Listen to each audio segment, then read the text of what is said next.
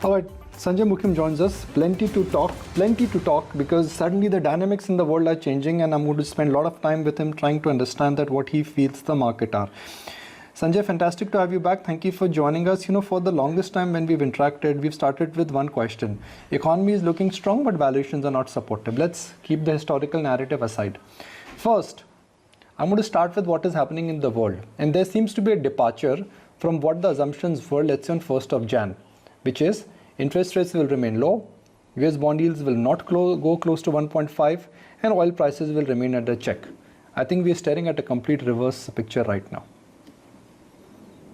Yeah, hi, Nikunj. Good morning. Great to be on the show again. No, I'd agree. Look, in the near term, it does appear that there's a bit of an inflationary picture which is getting painted. But let me extend this to the rest of the year. Especially in the developed countries, you're going to get a bit of a combination of a golden period, in fact, where growth is doing well. And growth will do well because vaccinations are pretty rapid. And we are expecting that a lot of reopening in the developed economies will happen in the second half of this year.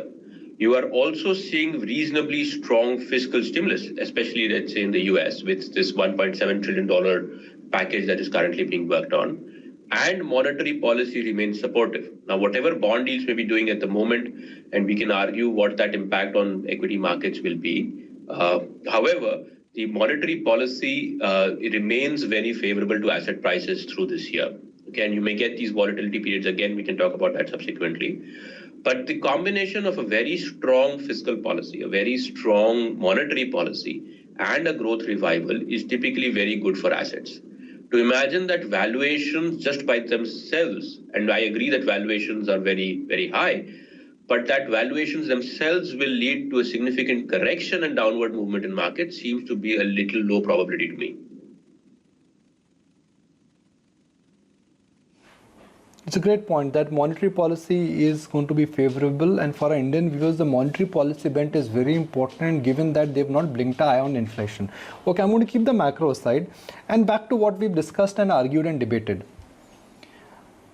Sanjay, 8 out of 10, no, it's not 8 out of 10, it's 10 out of 10 brokerages are saying that Indian economy is doing well, but valuations are strong. What is the right way of looking at valuations, Sanjay? Because I can argue that if you're in beginning of a bull market, an earnings bull market, not stock price bull market, then valuations will always look strong because the surprise will come on the earnings front, and that's where normalization will happen.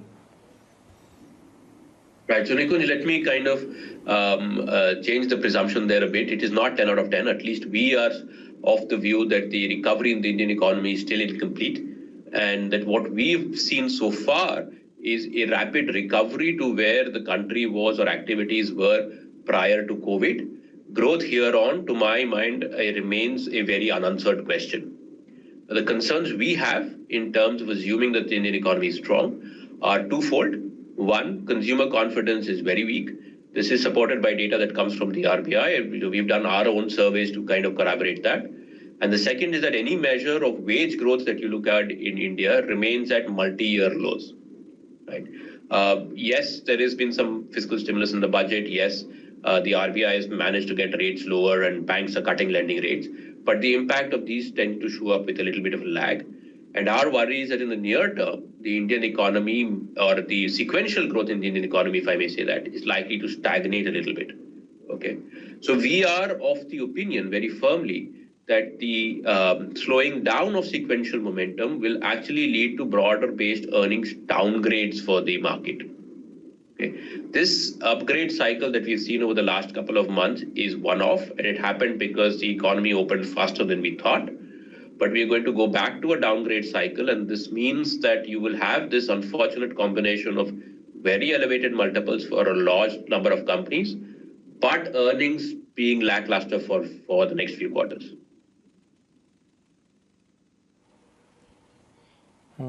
Okay. Sanjay, if I look at what we've got from companies for the December quarter, FMCG companies are growing, IT sector is growing, auto companies have done rather well, steel companies are showing promising result. So if earnings recovery and the economic recovery is around the corner, and given that cyclicals and industrials also are no longer bombed out after the recent rally, What is the best way to participate in this recovery? Stick to traditional sectors or align with the new growth sectors? Well, Nikunj, that's the point I was trying to make in my previous answer, that this recovery is not linear. The recovery was partly because of the base that had gotten eroded on COVID, and it's the reopening in a way that has driven this growth numbers looking strong. And all that's happened in a large number of sectors is we've just gone back to where you used to be pre-COVID in terms of volume numbers, right? So I don't think that you can extrapolate linearly to say that the pace of opening up or growth is going to continue.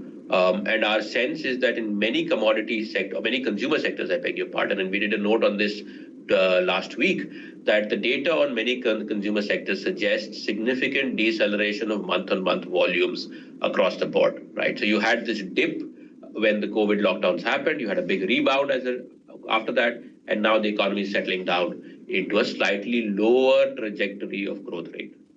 So that whole recovery word, I would say, was a one-off reopening rather than linear projection. The only reason, Nikunj, if I may say, that we are not going out and saying sell equities in India is because of the globally favorable macro and liquidity situation, right? Which means that the Indian index can keep getting dragged up as the global tide keeps rising through the year. But in India, the framework has to be to look for stocks that do not disappoint earnings. We've done a lot of quant work on this some time ago. The correlations of one-year stock return is to earnings surprises, not to earnings growth. Okay, it doesn't matter what growth is delivered. Company needs to surprise on earnings for investors to make returns within a one-year period. And that is why the weakening of the momentum on the economy is likely to lead to a narrower market to our mind.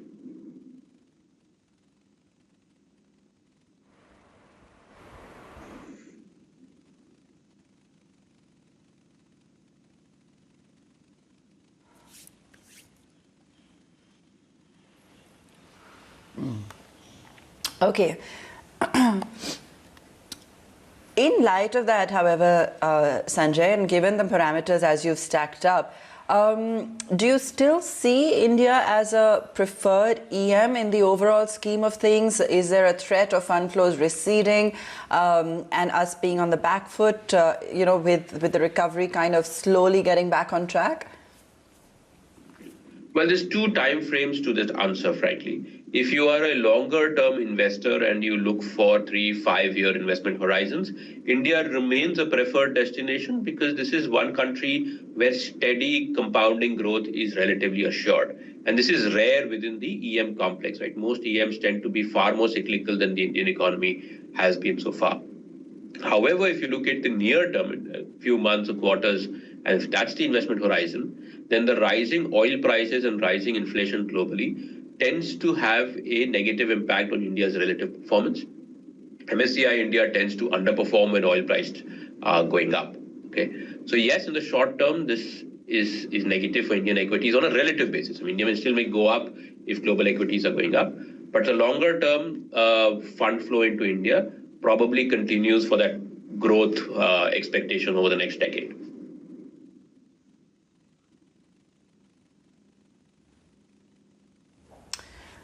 Okay, understood. And in terms of,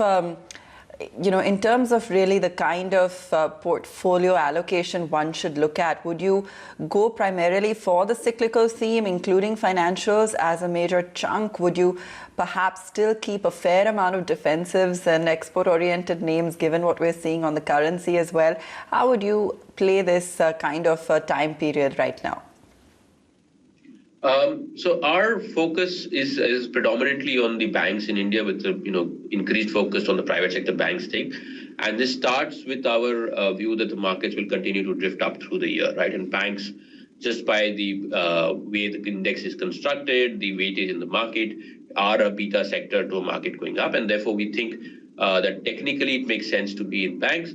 Fundamentally, also, we argue that banks are the one sector of the economy which can drive their own fortunes in the near term, in the sense that if the bank management team were willing to take a little bit more risk, given the fact that liquidity is ample, capital is now sufficient or more than sufficient in many banks, they can control their own top lines to some way. So if banks are, or a handful of banks are willing and able to deliver growth, the opportunity to surprise and meet our expectations lays with that sector. The cyclicals are a trade, of course. Oil prices, commodity prices are all doing very well. That sector will continue to have momentum while the price momentum remains. But this is always, by definition, a trading approach, right? You never make these companies core holdings in your portfolio. We are neutral weighted on IT and staples at the moment.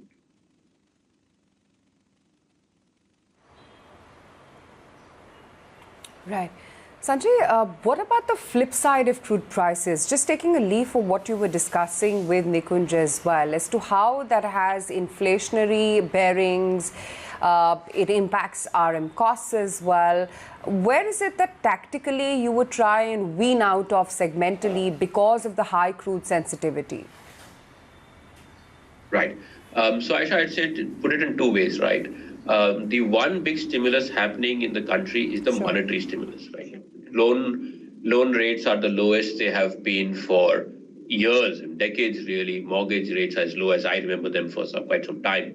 Okay, so there is a monetary stimulus happening which should drive demand for certain categories. Rate-sensitive categories, there is hope that you'll see a demand come revival, hopefully in the second half of this year.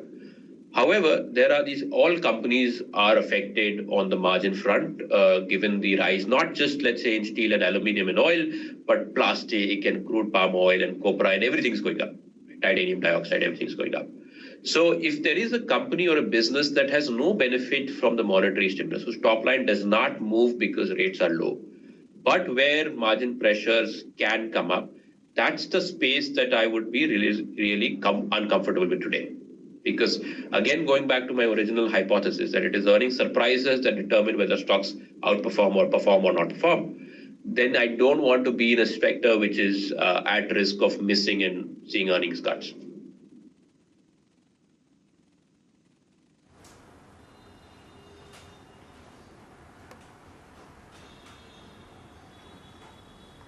Sure. Sanjay, I have to ask you, where is it that you stand on the entire PSU juggernaut? Because it clearly seems to be turning tide as action is now picking up from the government's stable and disinvestment as well as privatization, and stocks as well beginning to see reactions. Sure. So let me split it into two parts, right? We did a note on this a little while ago, wondering why PSU valuations appear as low as they are. And our principal argument there was that, look, PSUs appear cheap on a PE multiple, but they are, and this is the ex-financial PSU set, if I may, but the PSUs are trading in line with their global comparables if you compare asset valuations. If you do EV/EBITDA, for example, the Indian PSU resource companies trade bang in line with their Asian resource company peers. So the reason the PE multiple looks low is because the Indian state-owned companies have added a lot more leverage over the last few years because they've been paying dividends, there's been capex, buybacks, and a whole lot of cash return as we are very familiar with. So the point there was that the market is not mispricing PSUs in any way. It's not being penalized for their ownership. But that also means that if you see a cyclical recovery in the resource sector, then the PSUs will also participate. Okay, so because there's no mispricing in any way. And that's what I think is playing out at the moment, because we're seeing the cyclical recovery in many of these commodities. The SOE stocks, the PSU stocks are also participating in that upcycle. So they remain cyclical trades on the ex-financial side. Now, the financial PSU names, of course, structurally are a bit handicapped given the lower capital ratios. Possibly the technology involvement at some of the smaller banks, state-owned banks, may not be as robust as it perhaps should be. But you will also again have these cycles because the NPA pressure is receding. They have been recapitalized, and valuations look extremely attractive. I'd say yes, if you're nimble enough, you can participate in the trade. But the core holding for any long-only big investor in India still needs to be predominantly the private banks, to my mind.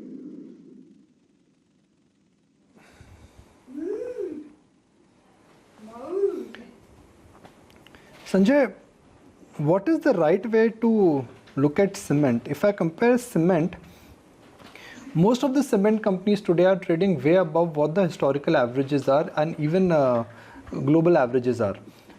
If I look at steel sector companies are trading at a very deep discount to cement.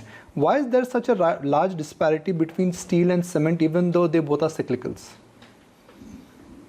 Well, look, let me say this, Nikunj, that if you see most sectors, and you leave out the commodity and resource sectors, most sectors in India tend to trade at a premium to their EM valuations, right? Whether it is paints, of course, or cement, or consumer discretionary, any basket you take, India generally trades at a premium. And this, we have argued previously, is the hope of growth. It's not because of delivered growth being higher. That has actually not happened. The hope of growth in India is obviously much higher than for other EM countries, and that's why it shows up in this premium. The second point we've made on valuations relative to the rest of the world is that the trajectory of multiples in India is almost always the same as trajectory of global multiples. So if staples have seen a doubling of multiples in India over 5 years, it's because staples multiples have doubled everywhere in the world. Okay, it's not just an India phenomenon. This is true for discretionary financials. The correlation of the Indian multiple to the global multiple is almost 100%. Okay? And which is why you cannot, I think, start and say that, look, I think steel in India looks cheaper and absolute relative to staples or cement or whatever. It's a global style preference to my mind, and you will not see that convergence, whatever the DCF tells you in the short term. Okay.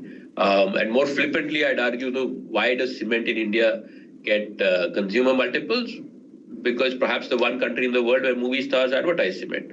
It is more of a retail phenomena, a consumer phenomena, and tends to therefore get that consumerish multiple. That's so true. With that logic, do you think Indian IT companies should also start trading at consumer multiples? Because I just saw an ad of TCS a couple of days ago on the Times network, and here's one sector which is growing, where return ratios are impressive, and they are doing a lot of buybacks. Look, TCS multiple obviously, and I shouldn't comment on a single stock, of course, but the IT sector multiples obviously have related quite a lot with the market. We did a note a little while ago, which is to argue that, look, everything in the world is expensive, everything in India is expensive. And if you do market relative valuations, this approach has no grounding in theory, of course. But if you do relative PE, then IT sector has re-rated faster than the market, whereas the banks have re-rated with the market. Okay, which is why we would still emphasize banks over IT in this environment.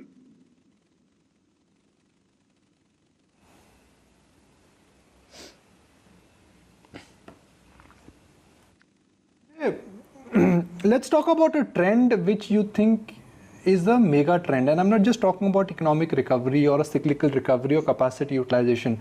I'm talking about specific trends. For example, right now, home improvement is a big trend.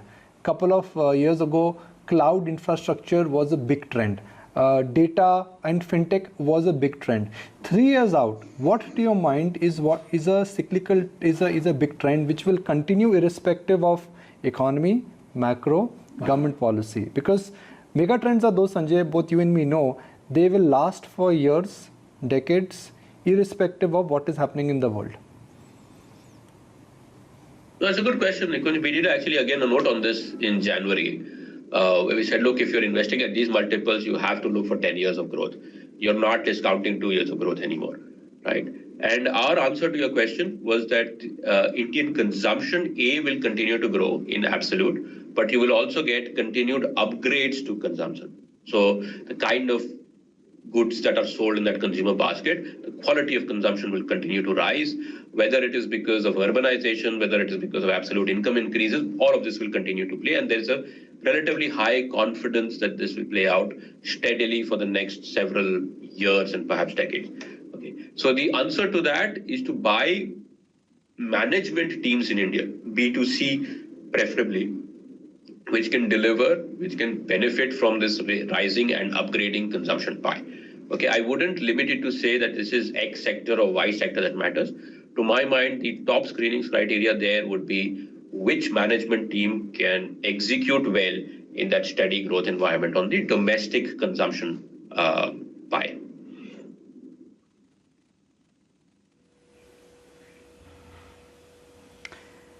Okay, Sanjay, we'll leave it there. Thanks so much for joining us this morning.